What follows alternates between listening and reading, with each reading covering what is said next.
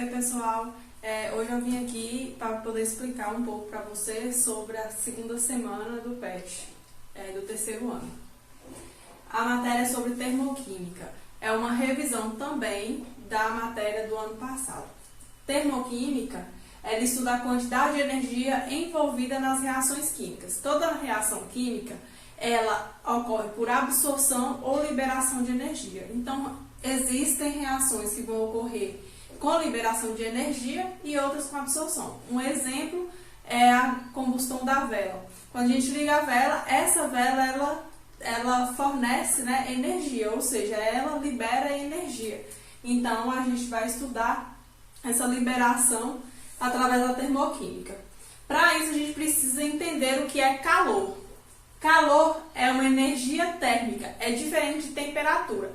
Temperatura é um dado, é uma medição. Calor é quando eu consigo transferir a energia de um corpo para outro.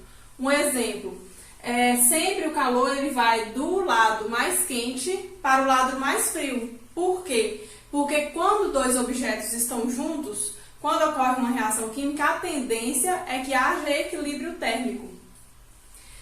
Quando a gente pega um garfo e coloca, por exemplo, esquenta ele no fogão, a extremidade que está quente, ela vai para transferir o calor por todo o corpo do garfo. E aí, quando ele transfere essa energia, vai chegar um momento que o garfo vai estar todo quente, na mesma temperatura. Então, essa transferência de energia é sempre do lado mais quente para o lado mais frio. Então, vamos supor que o nosso organismo, a média de temperatura é 36 graus Celsius.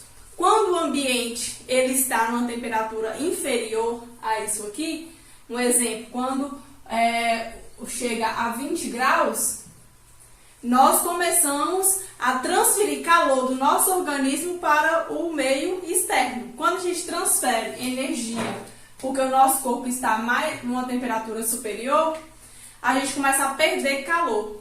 O nosso organismo, para manter a nossa temperatura ideal, a gente começa a tremer, a sentir frio, então a gente precisa se agasalhar para manter essa temperatura de 36 graus, a gente não perder tanta energia. E também quando a temperatura ela ultrapassa os 36, vamos supor 37 graus Celsius, então significa que o ambiente ele está mais quente, ou seja, ele está numa temperatura maior. Então, o nosso organismo começa a absorver energia, porque o ambiente vai transferir energia para o nosso organismo que está numa temperatura inferior. Então, aí vem aquela sensação de calor. O nosso organismo começa a suar para manter a nossa temperatura de 36 graus e não elevar para fazer esse equilíbrio. Só que o nosso organismo ele tem essa função, de manter a temperatura.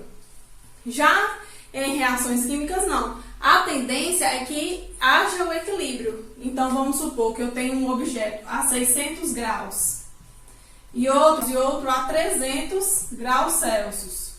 Então, eu preciso transferir energia desse corpo que está mais quente para esse que está mais frio e para que eles atinjam o equilíbrio térmico, até eles atingirem 450 graus Celsius. Quando eles atingirem ambos 450 graus Celsius, eles param de transferir energia de um para o outro porque eles vão estar no equilíbrio térmico. Então, calor é uma energia térmica que pode ser transferida do corpo em que está com uma temperatura superior para o corpo que está numa temperatura inferior para que eles atinjam o equilíbrio térmico.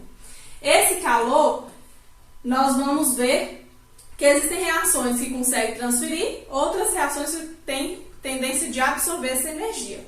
E aí a gente vai estudar ela na entalpia.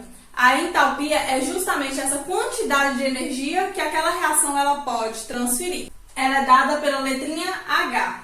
Então, se aquela reação ela consegue liberar energia, a gente vai calcular aquela liberação através da entalpia. Da mesma forma, se uma reação química ela absorve energia, a gente vai calcular aquela absorção da quantidade de energia que ela absorveu através da entalpia.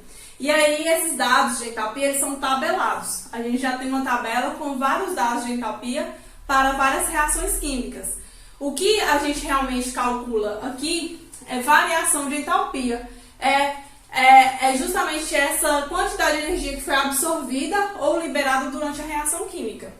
Essa variação de entalpia é dada por ΔH igual a HP menos HR. HP é a entalpia dos produtos menos HR, que é a entalpia dos reagentes. Então, para a gente calcular a variação de entalpia, a gente pega a reação química que ela ocorreu completamente e a gente pega o valor dos produtos menos o valor dos reagentes. E aí a gente tem a quantidade de energia que foi liberada ou absorvida. Caso a reação tenha liberado energia, ela vai ter um ΔH menor do que zero, ou seja, esse ΔH vai ser negativo. E a reação ela vai se chamar exotérmica. Libera energia. Já se a reação química ela absorve energia, esse valor de ΔH ele vai ser positivo. E aí a reação a gente vai chamar ela de endotérmica, quando ela absorve. Então, liberou energia, a gente vai chamar ela de exotérmica, absorve energia, endotérmica. Um exemplo de reação endotérmica ou um processo endotérmico é quando a gente coloca água para ferver. Para que ocorra a fervura, a água que está dentro do copo ela vai absorver o calor que está do fogo. E aí, com isso, ela vai aumentar a sua temperatura até chegar no estado de ebulição. Então, a água sofrendo ebulição é um processo endotérmico. Já a chama do gás, né, quando ele é aceso, que ele vai liberar esse calor para a água, aquele processo é exotérmico. Aqui eu trouxe para vocês exemplos de equações termoquímicas, como que elas aparecem, para que vocês possam entender. Então, aqui, ó, eu tenho H2 gasoso mais Cl2 gasoso se transformando em 2HCl. E o valor de ΔH menos 42,2 kcal por mol. Eu vou explicar o que significa cada coisa. Então, aqui, ó, H2 é a substância hidrogênio. Esse G aqui significa que ele está no estado gasoso. Da mesma forma, Cl2. O G aqui é o estado gasoso. Então, eu tenho esses dois aqui, ó, que a gente vai chamar eles de reagentes. Reagentes. Eles estão antes da seta, eles estão juntos para transformar, fazer uma reação para transformar em outra substância. Quando esses dois reagem, eles vão transformar em HCl, em 2HCl. Então, eu tenho um ΔH aqui, menos 42,2 kcal por mol. Como esse valor aqui, ó, está negativo, esse valor aqui negativo, a gente pode falar que essa reação é uma reação exotérmica.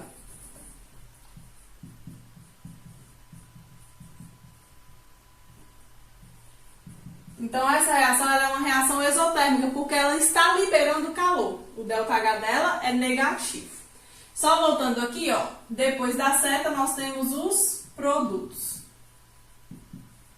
Então, antes da seta a gente tem o reagente, depois da seta temos os produtos. O valor de ΔH negativo, exotérmico. Nessa segunda reação, nós temos cálcio, que é a substância, está no estado sólido. Depois ele está reagindo com meio oxigênio, no estado gasoso.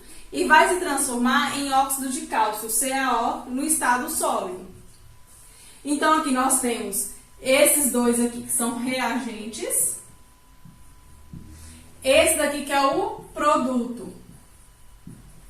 O ΔH dele, olha, também é negativo. Então, significa que essa reação, para ocorrer, ela precisa liberar energia. Então, ela é exotérmica.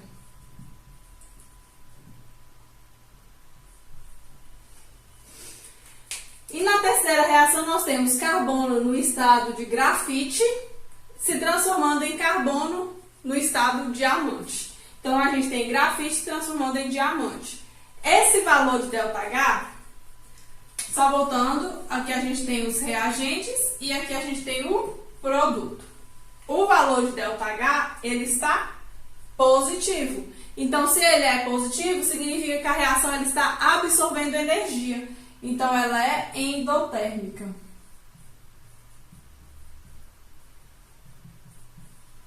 Reação endotérmica absorve energia. Sempre que for endotérmica ou exotérmica, precisa ter um sinal. Se for negativa exotérmica, positiva endotérmica. Não é porque é positivo que não precisa ter o sinal, não. Para ser endotérmica, também tem que ter o sinal de positivo. Esses dados aqui que eu passei para vocês, eles vêm a partir de uma tabela, que é uma entalpia de formação. O que é entalpia de formação? Entalpia de formação é quando a gente vai ter uma reação que ela produz um mol de uma substância a partir de sua substância simples. E aí a gente tem aquele valor, ou seja, do estado padrão, o estado ideal. Um exemplo aqui entre essas três reações é essa segunda. Nós vamos formar um mol só de CaO a partir de duas substâncias simples. Ou seja, esse valor de ΔH é o valor de entalpia de formação, que é para um mol de substância que está sendo produzida a partir de suas substâncias no estado simples. Isso que é entalpia de formação. Essa entalpia não precisa ser calculada, ela é tabelada. Mas vamos supor que vocês não tenham o dado, igual para essa daqui, ó, que está formando 2 mols.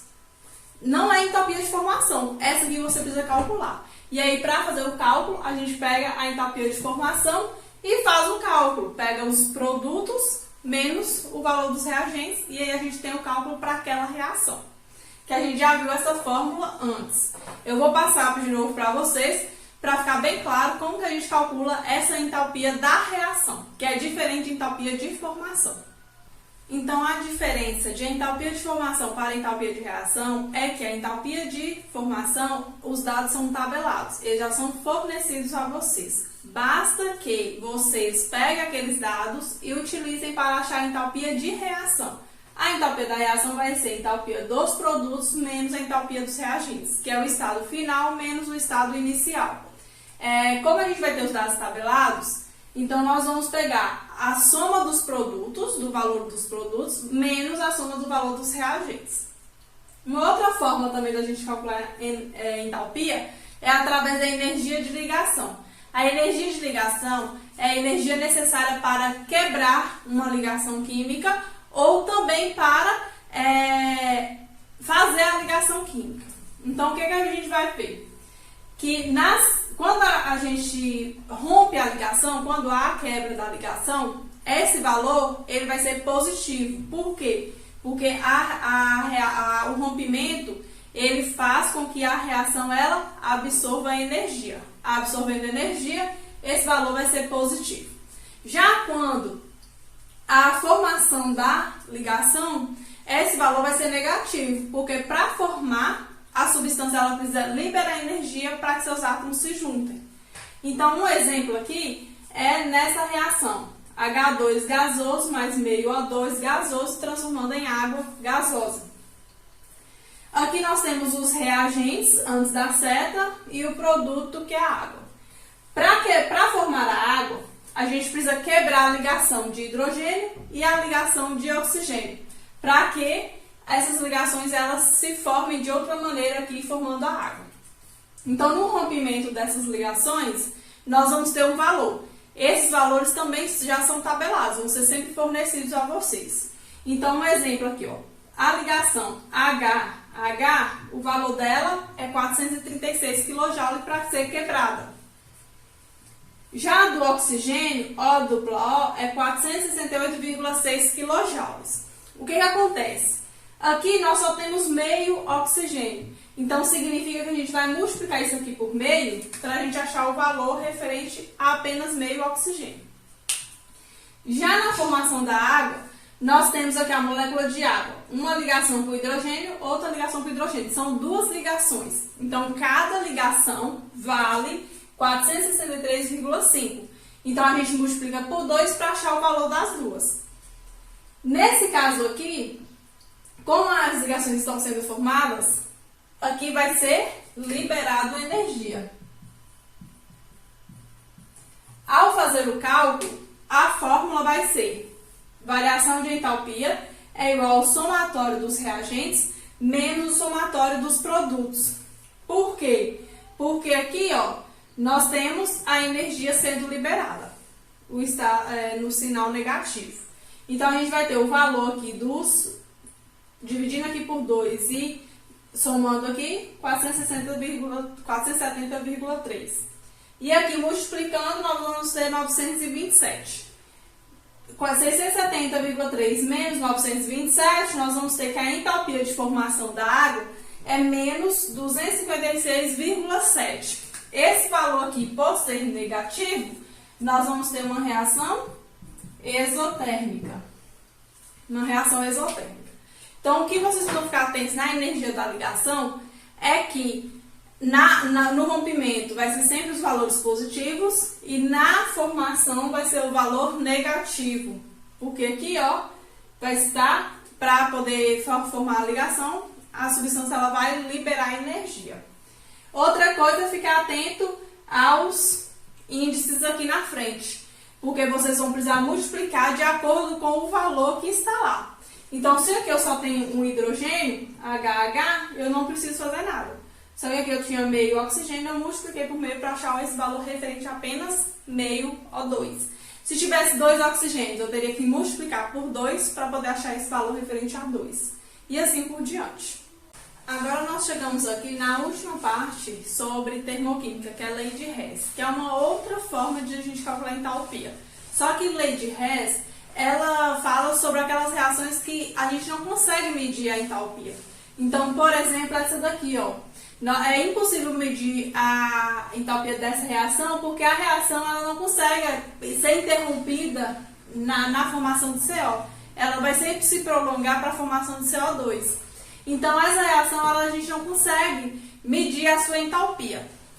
Porém, quando a gente tem outras 2 reações ou 3 reações que somadas conseguimos chegar nessa outra reação que a gente quer, nós conseguimos medir a entalpia. Então, a lei de Hess, ela diz que, independente da quantidade de etapas que a reação química ela vai se processar, sempre vai ser o final, o resultado final, menos o inicial que vai dar a entalpia.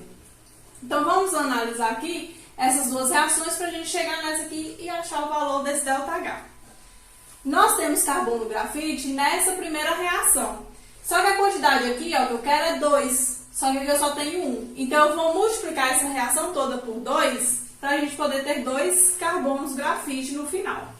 Então, vai ficar 2 carbono grafite mais 2O2 se transformando em 4CO, porque 2 vezes 2, 4CO gasoso. ΔH nós também vamos multiplicar por 2, porque se a gente multiplicar a reação, nós também vamos multiplicar o valor de ΔH. Vai dar menos 188,2 kcal. Então, essa primeira reação a gente mexeu nela. Na segunda reação, nós temos o CO. 2CO e aqui 2CO. Então, a quantidade está correta. Só que aqui eu quero o CO do lado dos produtos. E aqui nessa reação ela está do lado dos reagentes. Então, eu preciso inverter essa reação para que o CO eles fique do lado dos produtos. Então, aqui eu vou ficar 2CO2 se transformando em 2CO mais O2. O valor de ΔH vai ser, como nós invertemos a reação, o valor aqui também vai ser invertido. Então, se ele é negativo, ele vai ficar positivo. Então, vai ficar mais 135,4 kcal. No final, nós vamos agora somar as 2 reações para a gente ver se chega nessa primeira. Então, somando as 2 reações químicas, nós temos carbono grafite, que a gente não tem em mais lugar nenhum, a gente vai descer ele. Aqui eu tenho 2O2 e aqui eu também tenho O2, só que eu só tenho 1. Então, eu vou subtrair 2 por 1 aqui vai sobrar 2 do lado de cá. Então, 1 do lado de cá. Então, vai ficar O2 gasoso. Eu cortei 2 com 1, sobrou 1 aqui. Desci O2 gasoso. Desse lado aqui, ainda antes da seta, nós temos o 2CO2. Voltando aqui, tinha uma coisinha errada, que nessa primeira reação aqui é CO2, e aqui eu tinha colocado CO. E aí, eu vou trocar, é CO2, e aqui eu só tinha 1. Como eu multipliquei a reação toda por 2, aqui também vai ficar 2. Então, o que acontece? Aqui eu tinha 2CO2 e aqui também eu tenho 2CO2. Então, eu vou cortar esse com esse. Vou subtrair 2 menos 2, 0. Não sobrou nada de CO2. Então, antes da seta tá ok. Depois da seta, nós temos o 2CO. Então, aqui nós temos 2 carbono grafite, O2 e 2CO. O ΔH, nós vamos somar também a primeira reação com a segunda. Então, vai ficar ΔH igual a menos 188,2 mais 135,4. ΔH vai ficar igual a menos 52,8 quilocal. Então, o valor dessa reação aqui de entalpia para essa reação vai ser menos 52,8 quilocal, calculando através da lei de Hess. Então, a lei de Hess, ela permite que você possa inverter a reação caso seja preciso, como nós invertemos aqui, trocando o sinal de ΔH. Ou multiplicar ou dividir, e aí se a gente multiplica ou divide também a mesma coisa a gente faz com o valor de ΔH. Qualquer dúvida vocês podem perguntar lá no grupo ou pelo Conexão. E aí eu vou fazer um outro vídeo para poder explicar para vocês sobre cinética. Então, bons estudos a todos